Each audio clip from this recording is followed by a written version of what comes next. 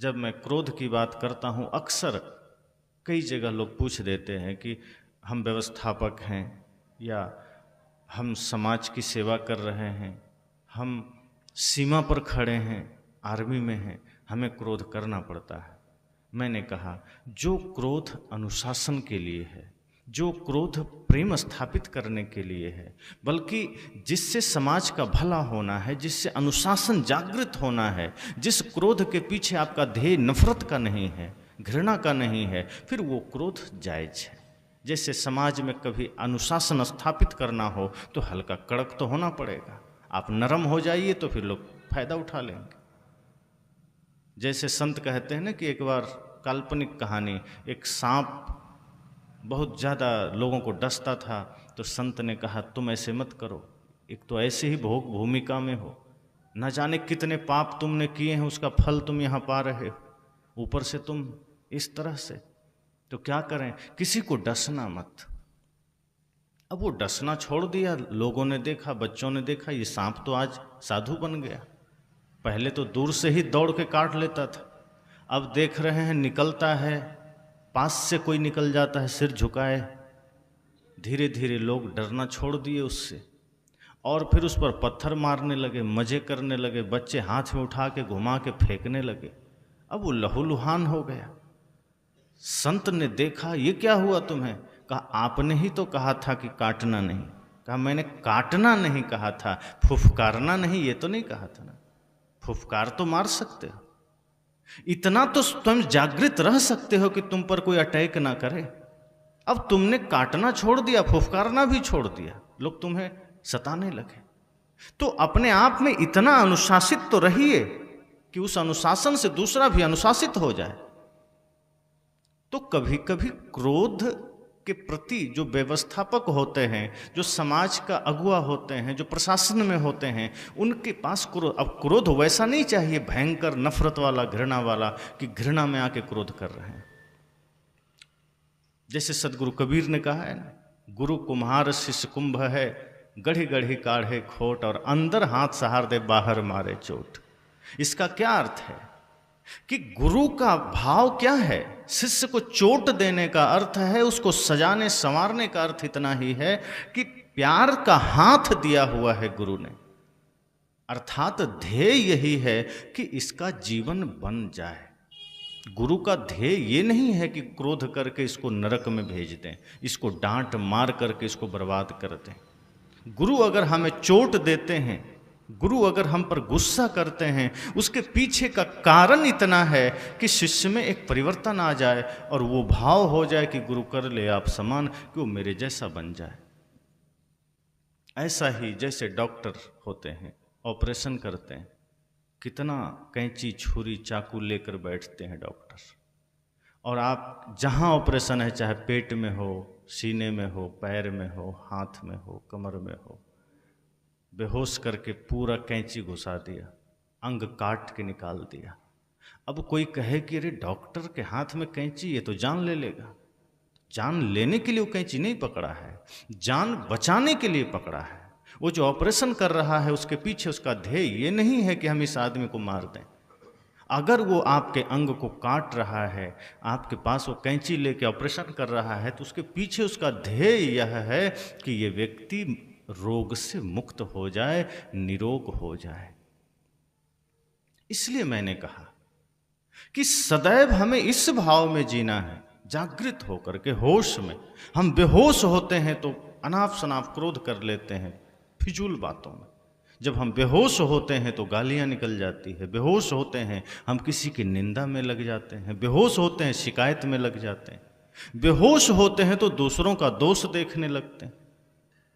बहुत सावधान रहने की जरूरत है। हम किसी का दोष देख रहे हैं, समझ जाइए कि हमारी दृष्टि बाधित हो गई। हम बाहर के आंखों से दूसरों का दोष देख रहे हैं।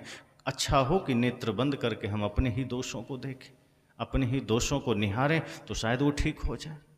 लेकिन हम बैठते हैं बड़े इत्मीनान से, कई जगह 2-4 लोग बैठते हैं और एक तरफ से वो दूसरों का दोष ही लिखते और पढ़ते हैं, गिनाते हैं।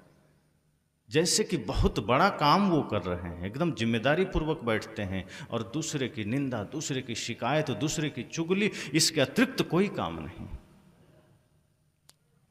फला आदमी ऐसा है, फला साधु ऐसा है, फला आदमी गलत किया, उसने चोरी किया, उसने छल किया, वो नकली वो असली, इसी में हमारा पूरा जीवन निकल जाता है। एक संत तो कह रहे थे कि अगर कोई ऐसा भी समाज में आ गया जो नकली है, जैसे इसी वेश में बहुत से असली नकली भी घूम रहे हैं, अक्सर नकली लोग सामने आ जाते हैं। साहब ने कहा वेश देख मत भूलिए, बूझ लीजिए ज्ञान बिना कसौटी होत नहीं कंचन की पहचान।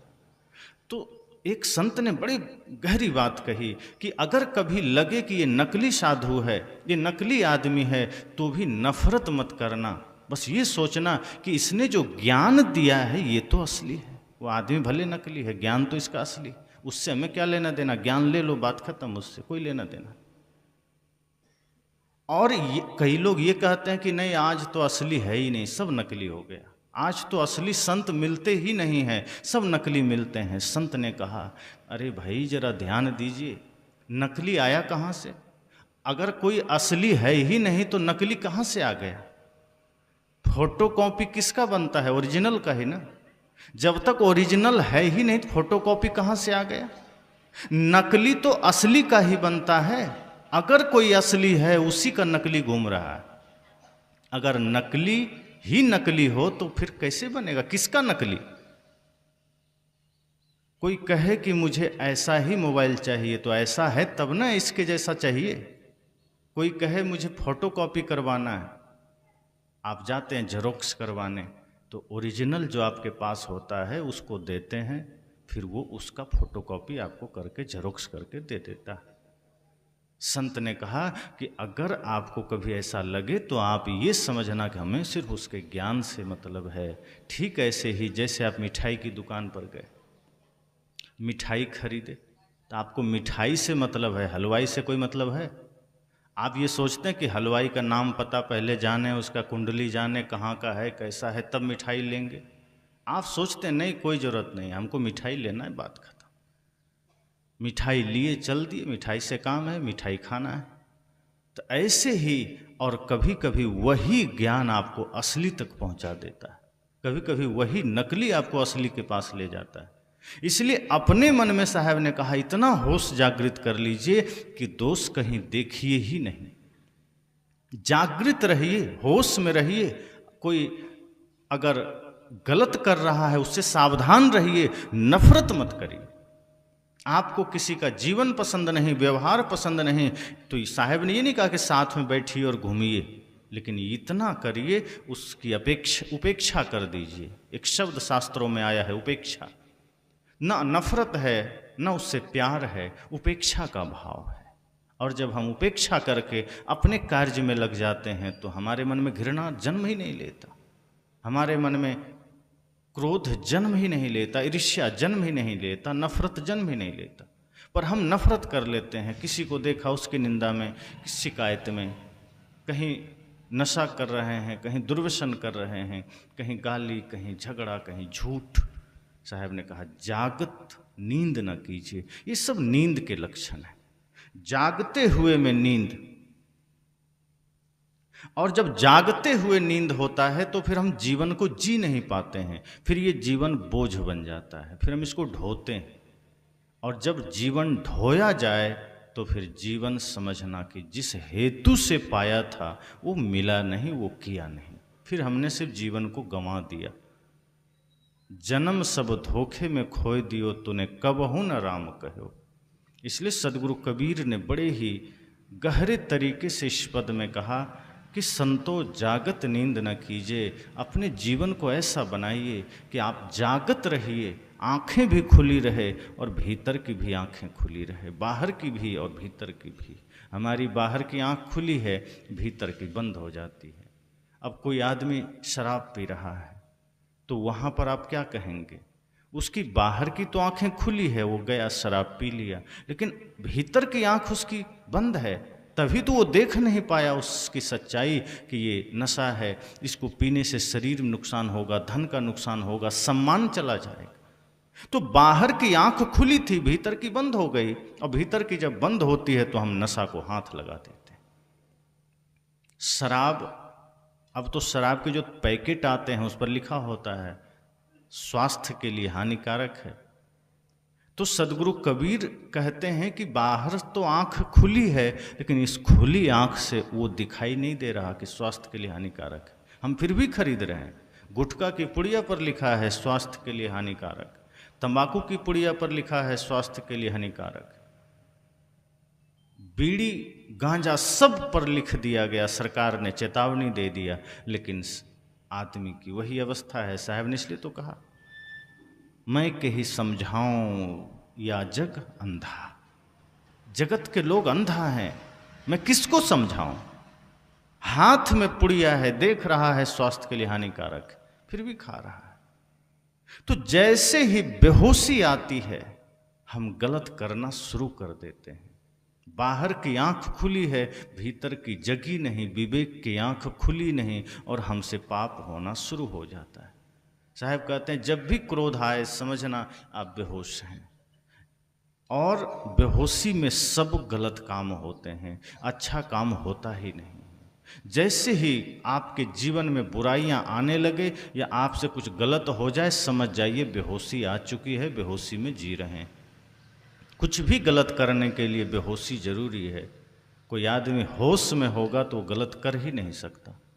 जो आदमी होश में होगा वो गाली नहीं दे सकता, जो आदमी होश में होगा वो झूठ नहीं बोल सकता, जो आदमी होश में जिएगा वो नशा को छू भी नहीं सकता, जो आदमी होश में होगा वो किसी से नफरत नहीं कर सकता, वो किसी से घृणा नहीं कर सकता, वो किसी की निंदा नहीं कर सकता, शिकायत नहीं कर सकता, वो दूसरे का दोष नहीं देख सकता। ये सारे पाप करने के लिए सोना जरूरी है, बेहोशी जरूरी। और हम बेहोश में हैं, हम होश में नहीं हैं। अगर होश में हो तो हम किसी की निंदा करें क्यों करेंगे। साहब ने कहा ना कि अपनी ओर जब हम दृष्टि करते हैं तो हमें अपना दोष दिखाई देता है, हम दूसरे का दोष देख रहे हैं। अब दूसरे का दोष देखने से मिलेगा क्या, अपना मन गंदा होगा।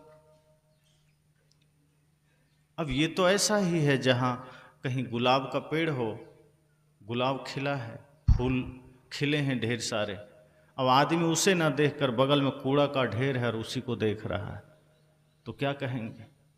बगल में बगीचा है, फूलों से खिला हुआ बगीचा, सुगंधी आ रही है, वो आदमी वहाँ खड़ा होकर फूलों का आनंद नहीं ले रहा, वो जाके कचड़े के ढेर पर दुर्गंध के बीच बार बार देख रहा है, तो मन में दुर्गंधी ही तो आएगी। आपके कान नाक सब जगह दुर्गंधी भरेगी।